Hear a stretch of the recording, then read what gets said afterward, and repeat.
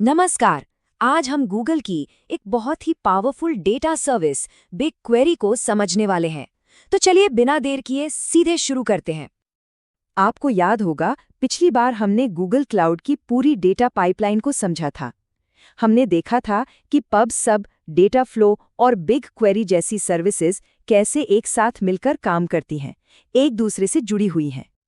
तो आज हम उसी पाइपलाइन के सबसे ज़रूरी हिस्से, उसके एनालिटिक्स इंजन पर फोकस करने वाले हैं। जी हाँ, हम बात कर रहे हैं बिग क्वेरी की। तो सबसे पहला सवाल मन में यही आता है कि आखिर ये बिग क्वेरी है क्या? देखिए, बिग क्वेरी गूगल क्लाउड का एक fully managed serverless data warehouse है। अब इन भारी शब्दों का मतलब क्या है? मतलब ये है कि आपको इंफ्रास्ट्रक्चर की कोई चिंता नहीं करनी, बस सीक्वल का इस्तेमाल करके बड़े से बड़े डेटा सेट्स का एनालिसिस करना है। ये डेटा एनालिटिक्स, रिपोर्टिंग और बिजनेस इंटेलिजेंस के लिए बना है, ना कि आपकी ऐप के रोजाना के ट्रांजैक्शंस के लिए। इसको एक सुपर फास्ट कैलकुलेटर की तरह सोचिए।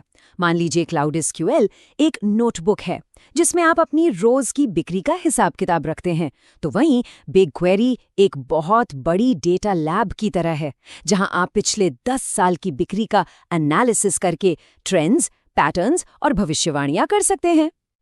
ठीक है, तो अब आगे बढ़ते हैं और ये देखते हैं कि बिग क्वेरी इस्तेमाल करने के फायदे क्या हैं और ये असल में काम करता कैसे है। बिग क्वेरी इस्तेमाल करने के फायदे कमाल के हैं। सबसे पहला, ये सर्वरलेस है, मतलब आपको कोई सर्वर मैनेज करने का झंझट ही नहीं। दूसरा, ये मैसिवली स्केलेबल है, यानी पेटाबाइट्स ऑफ डेटा को सेकंड्स में प्रोसेस कर सकता है।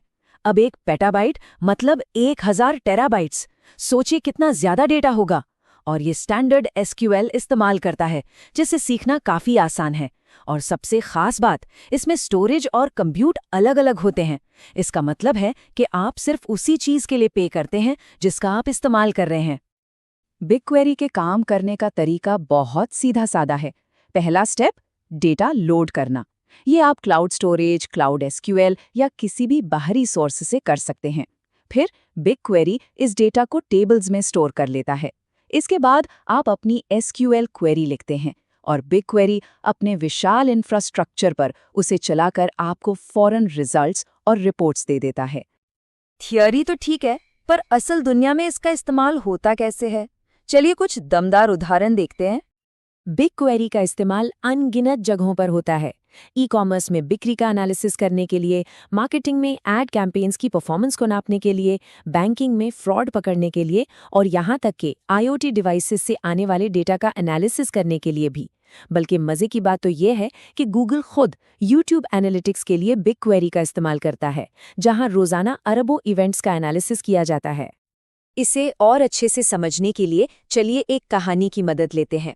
मान लीजिए एक ऑनलाइन रिटेल कंपनी है जो जीसीपी इस्तेमाल करती है। उनकी बिक्री और कस्टमर डेटा क्लाउड एसक्यूएल में स्टोर होता है और वेबसाइट क्लिक्स का डेटा डेटा फ्लो के जरिए प्रोसेस होता है। और ये सारा का सारा डेटा आखिर में बिग क्वेरी में एनालिसिस के लिए लोड किया जाता है। अब मार्केटिंग टीम के मन में एक सवाल आता है। वो जानना चाहते हैं कि वीकेंड्स पर कौन से प्रोडक्ट सबसे ज्यादा बिकते हैं। तो वो क्या करते हैं? बिग क्वेरी में एक एसक्यूएल क्वेरी चलाते हैं और बस कुछ ही सेकंड्स में बिग क्वेरी सालों के बिक्री डेटा का एनालिसिस करके उन्हें जवाब दे देता है, एकदम फटाफट। अब टीम के पास एक और थोड़ा ज्यादा मुश्किल सवाल है। वो ये जानना चाहते हैं कि किस शहर में सबसे ज्यादा वफादार ग्राहक हैं, मतलब वो ग्राहक जो बार बार खरीदारी करते हैं। और फिर से बिग क्वेरी सेकंड्स में इस सवाल का भी जवाब दे देता है। इस जानकारी से मार्केटिंग टीम को ये तय करने में मदद मिलती है कि उन्हें अपने विज्ञापन कहाँ पर फोकस करने चाहिए। और आखिर में एक बहुत ही अहम सवाल आता है, हमें किसी प्रोडक्ट पर कितना डिस्काउंट देना चाहिए जिससे हमें सबसे ज्यादा मुनाफा हो। और ये सवाल शानदार तरीके से दिखाता है कि बिग क्वेरी सिर्फ डेटा का एनालिसिस ही नहीं करता, बल्कि ये रॉ डेटा को ऐसे ठोस बिजनेस डिसीजंस में बदल देता है जिनसे कंपनी को सीधा सीधा फायदा होता है। तो अब तक हमने काफी कुछ समझ लिया है। चलिए अब कुछ जरूरी बातों को दोहराते हैं और कुछ आम गलतियों पर भी नजर डालते हैं जिनसे हमें बचना चाहिए।